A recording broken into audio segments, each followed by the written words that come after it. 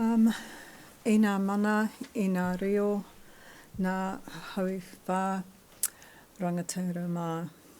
Tēnā koutou, tēnā koutou, tēnā koutou katoa. Ko tainu te waka, ko kariori te mauna, ko whānau te moana, ko tainu te iwi, ko Ngāti Tahinga te hapu, ko Pukiriwa toku marae, ko Denise Wilson FRSNZ. So I just want to acknowledge the Royal Society and thank me for the opportunity.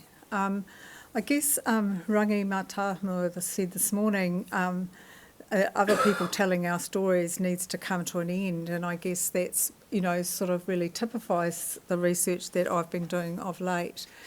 So I began my research career as a registered nurse, interested in women experiencing partner violence when they come to health services. At the time, everybody, you know, put their hands up in horror and said, you can't do that. It's full of ethical risk and all the rest of it. So I metaphorically spat the dummy for a couple of months and then realised if I was going to get my master's, I really needed to get on the train and work it out. So they suggested that I looked at nurses' experiences of working with women with partner violence, only to find that nurses didn't recognise these women at all. So that sort of started my research interest in Māori experiences of health services more broadly and generally, but more of late I've been looking more at in the family violence sphere. So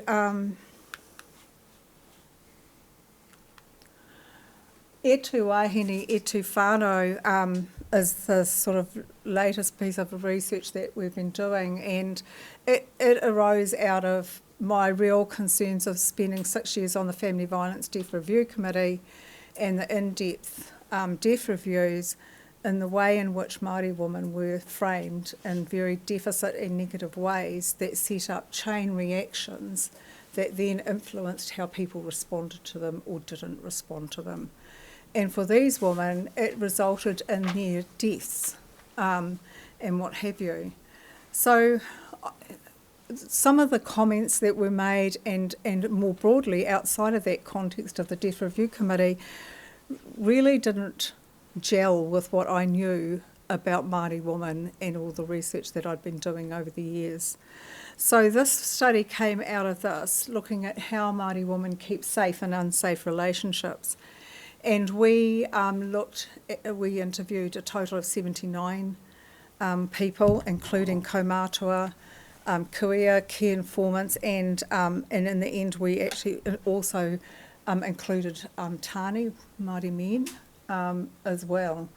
And part of the aim was to challenge the common perceptions about Māori women being passive victims of domestic violence and not looking after their children, and look at more culturally appropriate ways of working and thinking about them.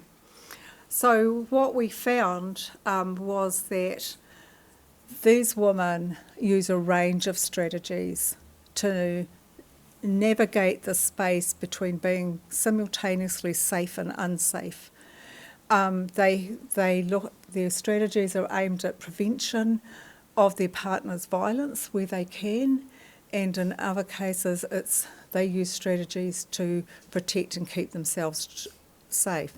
So from the outside looking in, it might look like a whole different picture, but we found that they worked on this primal intelligence about being able to read the situation that they were in, that they had strategies, like one woman had keys, cars and go. So she had her car parked at all times in a way that if she needed to, she could get in it and drive out the driveway without being obstructed in any way. And if she saw something unfolding, she'd get the keys, the kids, and then into the car.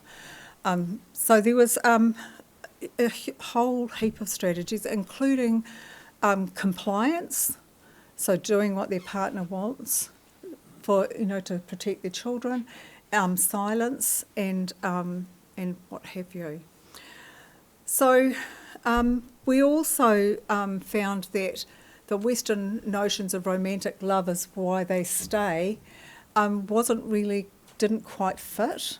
That what they were describing about their relationship with their partner was more around aroha and manaakitanga. That they had compassion and empathy for their partner. They recognised their partner often had a story to tell, but they just needed to give them the space and time to heal. But for all of these women, the relationships gradually deteriorated. When we interviewed Māori men, it was their use of control in the relationship seemed to be more about their lives starting to spin out of control, so they were controlling what they could in their life, rather than some of the coercive control strategies that we normally associate with family violence. So I guess the real key thing that I'm missing a picture. The key thing that we found was the systemic entrapment that Māori women encountered. So not only were they being entrapped by their partner, they were also being entrapped by the system. So most of the women had multiple people in their lives in terms of various agencies and things, but asking for help was fraught. They found that they feared if they asked for help, their kids would be taken, and we know that that's a high likelihood. They feared being treated in a judgmental and racist way. They encountered people who were unhelpful. One woman said, "Do you think that they were paying the money out of their own pocket?"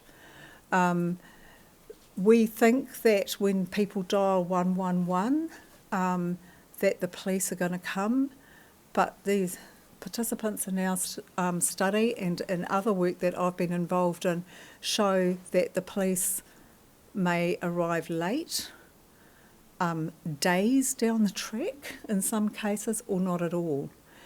And just more recently, a case that I've been involved in, the armed offenders squad turned up and put a gun in her face and cuffed her.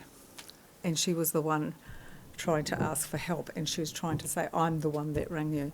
So we have this system that is designed to take care of women and children when they need it most, but it's not working for Māori women by and large.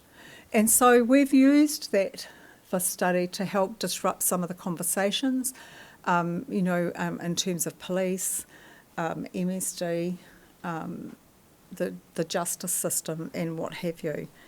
And we developed a theory of change based on Te Kore, Te Pō, Te Ao Marama out of our mātauranga.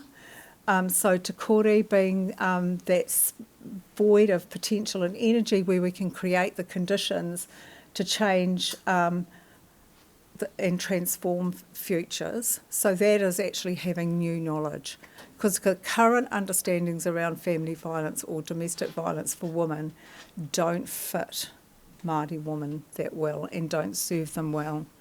Te Pō is around transforming conversations about what we know and do. So that's really challenging, using the research to challenge some of the common understandings that are leading to outcomes for Māori women that are not helpful and sometimes harmful.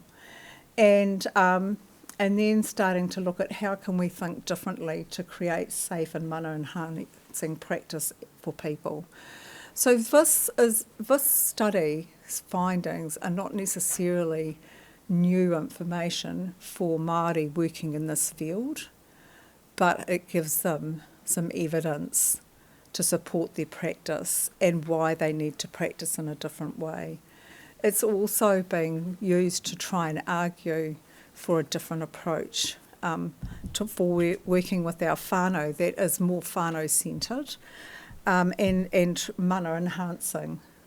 I'm just working out how doing for time.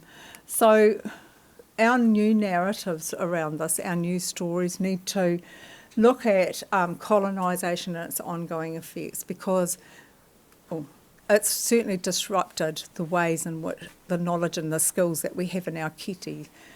So we need to stop blaming and look at how we support better. Strengthening cultural identity and connection were really key to turning violence around in some of these homes. Complexity of the violence within which Māori whānau are trying to help seek needs to be better understood, and we need to look at ways that are going to turn that round. But also the importance of working with these women using compassion, empathy and manaakitanga. And I just want to acknowledge, I stand here today not because of just what I've done, but all the people that have been involved in my life along the way, but also the participants and the co-investigators in this study, because without them, I certainly wouldn't be here. So, nō reira, tēnā koutou tātou katoa.